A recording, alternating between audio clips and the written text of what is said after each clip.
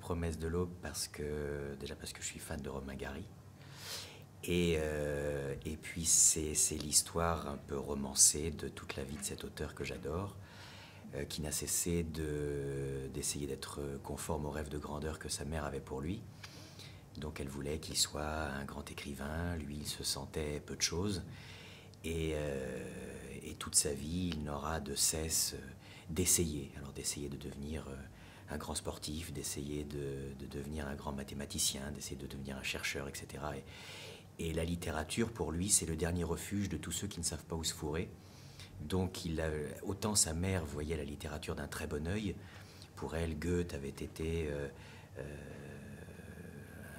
un homme très respecté. Je crois qu'elle pensait que Victor Hugo avait été président de la République, en tout cas, elle ne cessait de lui répéter.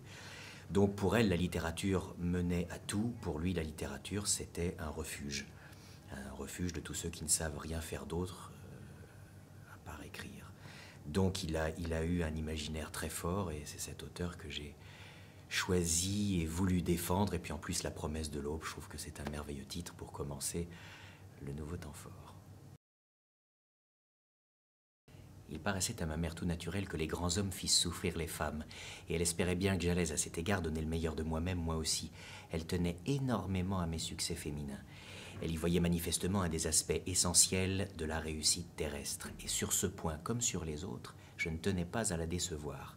Lorsque les affaires lui permettaient d'envisager un mois de relative sécurité matérielle, elle engageait une femme de ménage, chargée d'exécuter dans l'appartement divers travaux de propreté. Ma mère a toujours eu horreur de laver le plancher. Et lorsqu'une fois, en son absence, j'essayais de nettoyer le parquet moi-même et qu'elle me surprit à quatre pattes, un torchon à la main, les larmes coulèrent sur ses joues.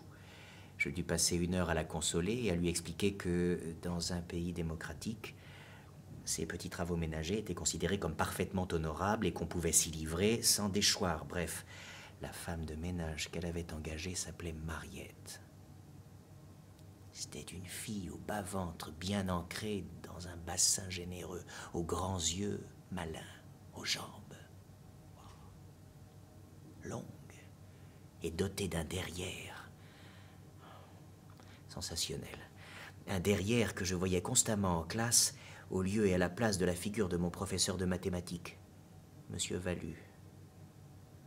Cette vision fascinante était la très simple raison pour laquelle je fixais la physionomie de mon maître avec une si complète concentration. Je ne la quittais pas des yeux pendant toute la durée de son cours, n'écoutant bien entendu pas un mot de ce qu'il disait. Lorsque le professeur, fasciné par mon attention, me posait parfois une question, je m'ébrouais, je roulais des yeux ahuris. J'adressais au postérieur de Mariette un regard de doux reproche, et seule la voix vexée de Monsieur Valu me forçait enfin à revenir sur terre. Je ne comprends pas. De tous mes élèves, vous paraissez le plus attentif. On dirait même parfois que vous êtes littéralement suspendu à mes lèvres. Et pourtant, vous êtes dans la lune. Je ne comprends pas. C'est que je vous vois, monsieur, sans vous voir. Écoutez, enfin, vous êtes intelligent, vous êtes intelligent. Vous pourriez être extrêmement brillant. Pourquoi ne travaillez-vous pas normalement avec vos camarades? Vous êtes oisif, mon garçon. Et l'oisiveté est la mère de tous les vices.